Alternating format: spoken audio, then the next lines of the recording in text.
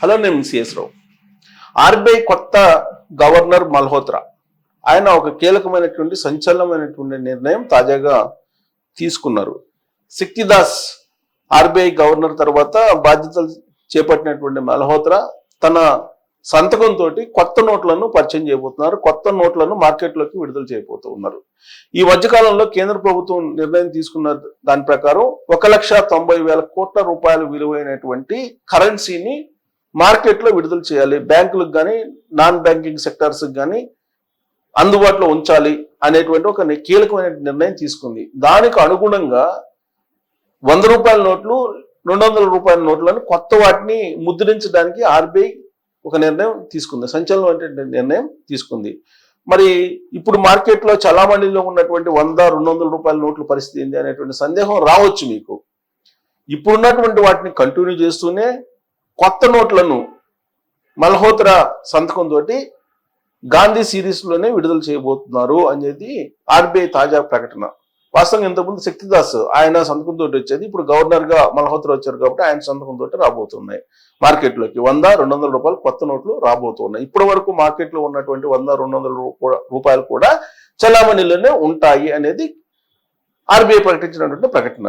అయితే దీన్ని నమ్ముదామా, నమ్మశక్యమా అని అంటే నరేంద్ర మోడీ గారు ప్రధానమంత్రి అయిన తర్వాత తీసుకున్నటువంటి నిర్ణయాలను మనం ఒక్కసారి అవలోకనం చేసుకుంటే ఆర్బీఐ చేసేటువంటి ప్రకటనలను పూర్తి స్థాయిలో విశ్వసించడానికి లేదు.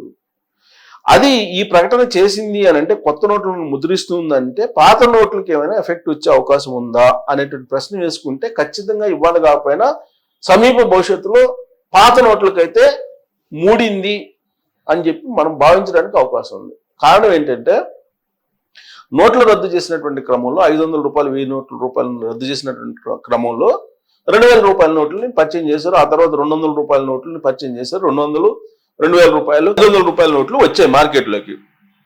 అయితే ఆ తర్వాత జరిగిన పరిణామం ఏంది? 2000 రూపాయల నోట్లను రద్దు చేశారు.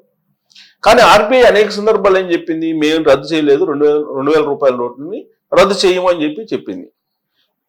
బ్లాక్ మనీ పోగుబడిందని చెప్పి సమాచారం కేంద్ర ప్రభుత్వానికి అందగానే ఒక వెసులుబాటు కల్పించింది. 2000 రూపాయల నోట్లను ముద్రించడాన్ని మేము ఆపేశాము అని చెప్పింది. అంటే దాని అర్థం ఏంటి? పాత నోట్లు ఏమైపోతాయి అని అంటే మీరు పాత నోట్లను వెనక్కి ఇచ్చేయండి అని చెప్పింది. దాంతో ఆర్బీఐ కేంద్రాలకి, బ్యాంకులకు వెళ్ళి 2000 రూపాయల నోట్లని వెనక్కి ఇవ్వడం మొదలుపెట్టారు. 2000 రూపాయల నోటు ముద్రణ ఆగిపోయింది. సో దాంతో 2000 రూపాయల నోటు శకం ముగిసింది. 2000 రూపాయల నోట్లు ఇప్పుడు ఎక్కడ కూడా మార్కెట్లో చలామణి లేవు. ఇప్పుడు చలామణిలో ఉన్నటువంటి నోట్లు ఏంటి? 500 రూపాయల నోట్లు, 200 రూపాయల నోట్లు, 100 రూపాయల నోట్లు, 50 రూపాయల నోట్లు, 20 రూపాయల నోట్లు ఇవి ఉన్నాయి. వీటిని కంటిన్యూ చేస్తారా అని అంటే ఇప్పుడు నోట్ల రద్దు తర్వాత జరిగినటువంటి పరిణామాలు ఏంటి, దాని కారణంగా వచ్చినటువంటి ఫలితాలు ఏంటి అని అంటే మొట్టమొదట ఉగ్రవాదం తగ్గింది. ఇది ఫస్ట్ పాయింట్. 2, బ్లాక్ మనీ తగ్గిందా అని అంటే బ్లాక్ మనీ తగ్గలేదు. మరి ఎందుకోసం నోట్లు రద్దు చేసావు అని అంటే ఇప్పుడు బీజేపీ వాళ్ళు చెప్పే మాట ఏంటంటే నకిలీ నోట్ల చలామణిని తగ్గించడానికి ఉపయోగపడింది అని చెప్తారు. అలాగే ఉగ్రవాదాన్ని తగ్గించడానికి ఉపయోగపడింది అని చెప్తారు. ఈ రెండింటిలో కొంత వాస్తవం లేకపోలేదు, వాస్తవం ఉంది.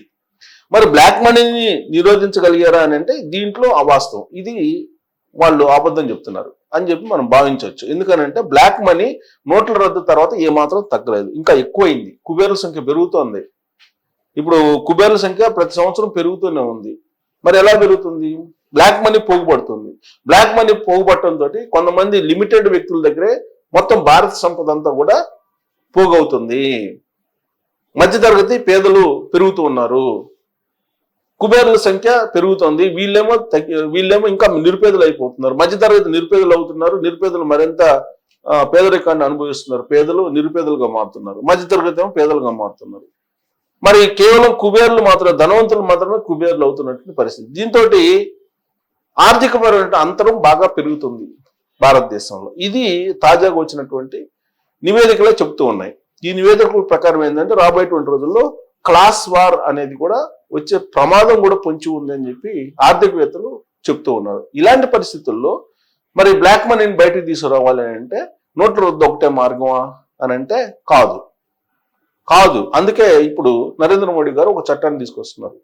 బ్లాక్ మనీ లేకుండా చేయడానికి ఇప్పుడు ఆడిటర్లని ఈ రిటర్న్స్ వేసేటువంటి ఆడిటర్స్ ఎవరైతే ఉన్నారో ఆడిటర్స్ ని బాధ్యులను చేస్తూ వాళ్ళ లైసెన్స్ను కూడా రద్దు చేయాలి. ఒకవేళ తప్పుడు నివేదికలు ఇస్తే, తప్పుడు రిపోర్ట్స్ ఇస్తే అనేటువంటిది ఒక నిర్ణయం తీసుకుంటున్నట్టు తెలుస్తుంది. ఒకటి. రెండు, బ్లాక్ మనీని అరికట్టాలంటే కనుక ఖచ్చితంగా పెద్ద నోట్లను రద్దు చేయాలనేది చంద్రబాబు నాయుడు గారు నీతి ఆయోగ్ ఇచ్చినటువంటి ఒక ప్రతిపాదన. నోట్ల రద్దు అప్పుడే 2000 రూపాయల నోట్లను మీరు రద్దు చేయండి, 2000 రూపాయల నోటు వద్దు, అసలు మార్కెట్లో తీసుకురావద్దని చెప్పారు. కాకపోతే అప్పుడు ఒకేసారి మనీని రద్దు చేశారు కాబట్టి దాన్ని ఫుల్ఫిల్ చేయడానికి 2000 రూపాయల నోట్లని పరిచయం చేయడం తప్పదు అనేటువంటి యాంగిల్లో 2000 రూపాయల నోట్ని పరిచయం చేశారు. ఆ తర్వాత దాన్ని తీసేశారు. అయితే ఇప్పుడు చంద్రబాబు నాయుడు గారు తాజాగా చేస్తున్నటువంటి డిమాండ్ ఏంటంటే 500 రూపాయల నోట్ను కూడా రద్దు చేయండి అని చెప్తున్నారు.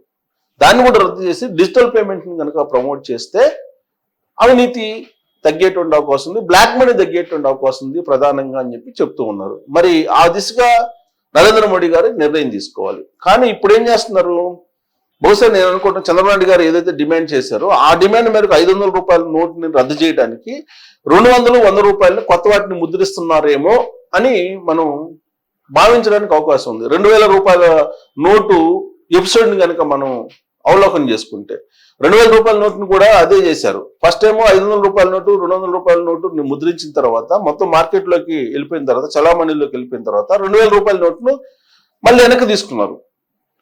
సో ఇప్పుడు కూడా బహుశా రాబోయేటువంటి రోజుల్లో ఇప్పుడు కొత్తగా 100 రూపాయలు, 200 రూపాయల నోట్లని ముద్రిస్తున్నారు కాబట్టి 500 రూపాయల నోటుని బ్యాంకులకి వెనక్కి వేయమంటారేమో, ఇచ్చేయండి మీరు వెనక్కి, బ్యాంకుల్లో మీరు జమ చేయండి అని చెప్తారేమో అనేటువంటి ఒక అభిప్రాయానికి రావచ్చు. రాబోయేటువంటి రోజుల్లో 500 రూపాయల నోటుకి అయితే ఖచ్చితంగా మూడింది. 500 రూపాయల నోటుని రద్దు చేసే అవకాశం. 2000 రూపాయల నోటుని ఏ విధంగా అయితే బ్యాంకులు వెనక్కి తీసుకున్నాయో అదే తరహాలో వెనక్కి తీసుకోవడానికి ప్రాథమికంగా 100, 200 రూపాయల నోట్లను ఇప్పుడు మార్కెట్లోకి, చలామణిలోకి భారీ ఎత్తున తీసుకొస్తున్నారు. దీని వెనక ఉన్నటువంటి ఆంతర్యం ఏంటి అంటే 500 రూపాయల నోటుని రద్దు చేసేటువంటి ఆలోచన అనేది ఇప్పుడు వినిపిస్తుంది. పైగా చంద్రబాబు నాయుడు గారు ఇప్పుడు కీలకంగా ఉన్నారు ఎన్డీఏలో. దేశ రాజకీయ పరిస్థితులు కానీ, ఆర్థిక పరిస్థితుల్లో కానీ ఎప్పటికప్పుడు చూస్తూ ఉన్నారు, గమనిస్తూ ఉన్నారు. నీతి ఆయోగ్ కూడా చర్చిస్తూ ఉన్నారు చంద్రబాబు నాయుడు గారు. పైగా నరేంద్ర మోడీ గారు కూడా చంద్రబాబు నాయుడు గారితో కీలకమైనటువంటి అంశాలను చర్చిస్తూ ఉన్నారు.